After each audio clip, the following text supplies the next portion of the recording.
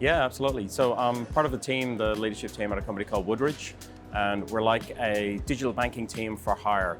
So for a lot of the financial institutions that don't have their own technology teams or digital teams, we come in, we do projects, we maintain the solutions they have, and we take a lot of the amazing innovation that's happening in Finovate, and we bring it into those community banks, regional banks, and credit unions, and give them access to it.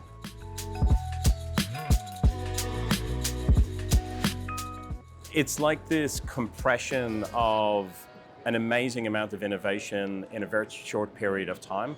So for me, it's kind of like a Reader's Digest of what's going on in the fintech market. So I can spend a couple of days here, see a bunch of stuff, and then make a short list of here are the companies that I want to get to know a little bit better. And it's also a great networking opportunity with the fintechs themselves, but also banks, credit unions, who at the end of the day are going to be our customers.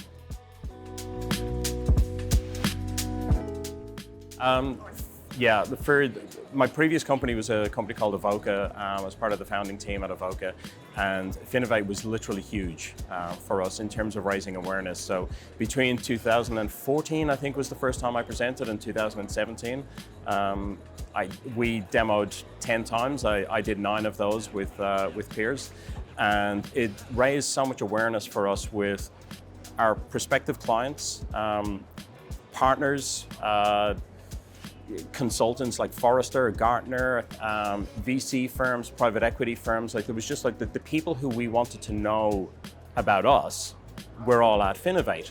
And it also forced us to get really tight about our solution. Like, if you look at my first demonstration, it wasn't great.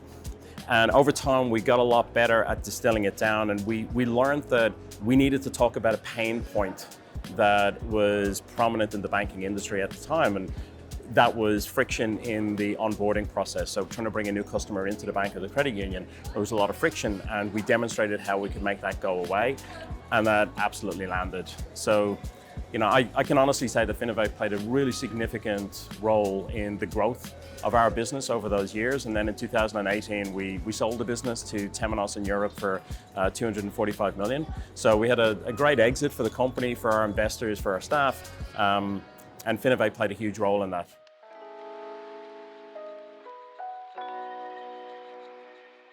It was terrifying. The fact that we had to have a flawless demonstration that needed to be delivered in 7 minutes, and that clock, I still remember it counting down from 7 down to 0 and waiting for that gong. But at the same time, it kind of forced you to hone your message and have it really, really sharp. People have a short attention span.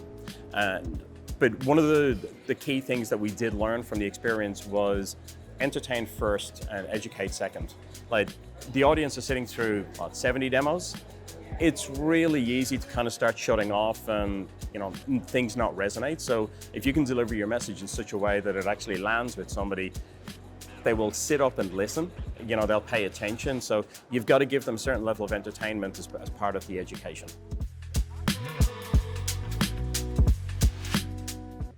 Well, look, in addition to what I'd already said about us having a successful exit and growing the business, which Finovate had a large role to play in, it also, even just for our sales pitches, it forced us to kind of dial in our message. We used the Finovate video archives heaps. We would send people links to the recording of our 7-minute demo in an email, like a sales email. It's like, if you've got 7 minutes, just watch what we did at Finovate, and it kind of explains our solution, very succinctly. That was an incredibly effective marketing and lead generation tool for us. So it forces a discipline on the company to get to the point and get really tight. And then you can propagate that through the entire sales and marketing organization and say, hey guys, this is what we need to be talking about. This is what's going to land with the audience.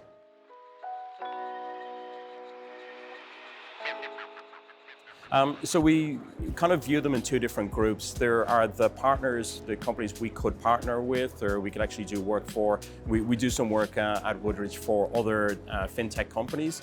We can augment their existing teams if they're trying to accelerate development. And then there are the prospective clients like the banks and the credit unions. The people who come here are the people who are looking for inspiration.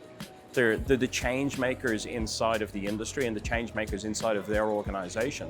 So being able to compress that team the total population of all the people you could potentially talk to. You come here and the people you want to talk to are here.